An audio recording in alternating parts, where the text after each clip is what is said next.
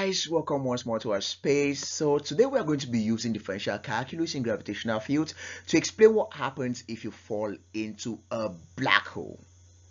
Now think about that. I mean, we're so versed with falling towards Earth and hurting our legs or hurting one part of our body, and we've never really had an experience of falling into an astronomical object like a black hole.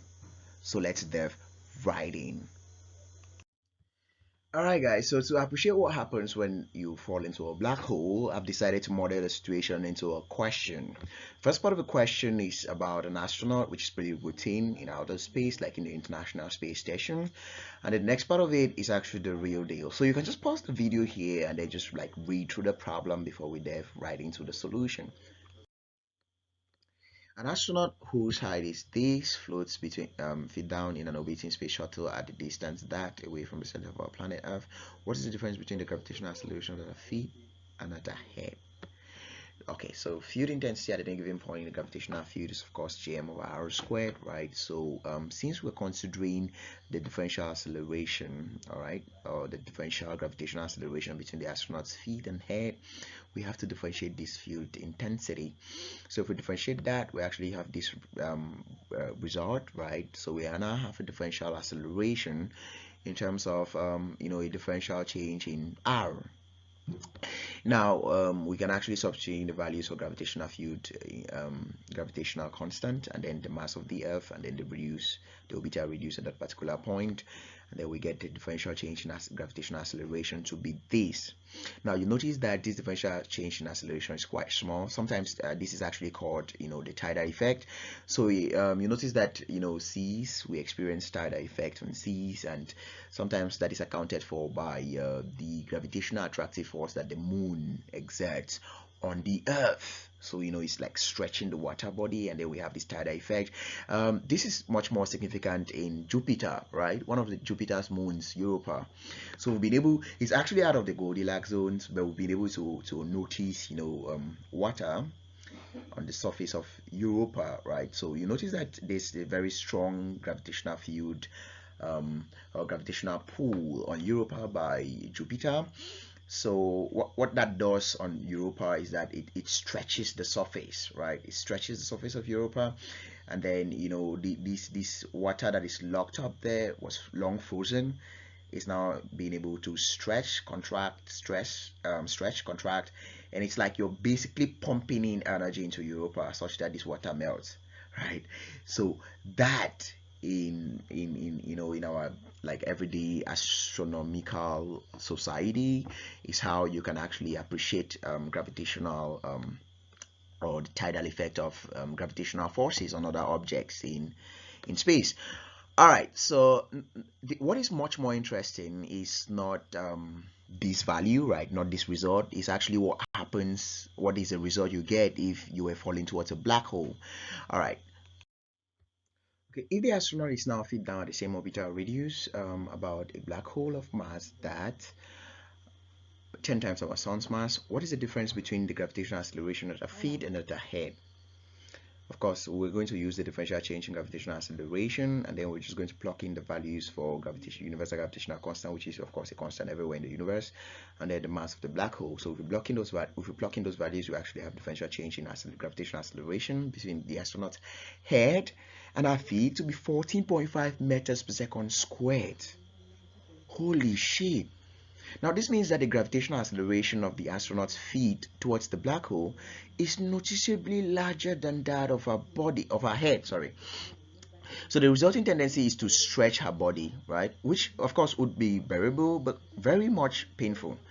Now if she drifted closer to the black hole, the stretching tendency would of course increase drastically, right? So you can actually notice the stretching effect over here, right? So like this is what happens if you're falling towards a black hole, right? Because the acceleration of your feet as you go closer and closer is a lot larger than that of your head. So you basically become like a ductile material which can be pulled into tiny sheets of wires. All right. So now another interesting thing about black hole, I've just demonstrated another image here. I don't know. So before actually appreciating this image, you might ask yourself, what really is a black hole? Well, a black hole is actually any object whose radius is actually smaller than its square-stride radius. Okay, so square-stride radius is basically the particular radius of an object, right, that when squashed down to that particular radius, the object becomes too dense and the gravitational field intensity around that object becomes too large for light itself to escape, right? So the radius of the Earth is about 6.38 million meters. If you squash the Earth down to about 300 meters, the Earth basically becomes a black hole, right? So it means that the square-stride radius of the Earth is about 300 meters. Okay, so that's a black hole basically, right? So you can also think about a black hole like any astronomical object whose gravitational field intensity is so strong that at its surface that light itself cannot escape from it, right? Now if you look at this image, you also notice the event horizon of the black hole, and the event horizon of a black hole is the point of no return. It's really the point of no return. Anything that passes this point will be swallowed by the black hole and forever vanish from our known universe. The distance from a black hole's center of mass, right, because center of mass of course is very important in gravitational field, to where gravity is pulled is too strong to overcome is called the event horizon, right? So if you notice how of course the field intensity varies from the center of the Earth or from the center of a particular massive object all the way to the radius at the surface and then away from the surface, right? So it increases in a straight line to the surface and then falls exponentially like in an inverse square manner as you go away from the surface. So that's basically what happens for a black hole, right? So it increases from the center of mass of the black hole all the way to the surface. The point where it's greatest is called the event horizon of our black hole. Then I actually want you to notice that you can see some radiations, right? It's like some stuff are being shot off the black hole here. So we always thought that anything can actually when the black hole swallows up matter, right, there's no point where the black hole can actually eject stuff out. But Stephen Hawking, right, in about 1970s with a bunch of other colleagues did a lot of good work and studied the entropy of a black hole, and then came up with some really interesting theories, and of course the Hawking radiation. Now Hawking radiation is of course the thermal radiation predicted to be spontaneously emitted by black holes.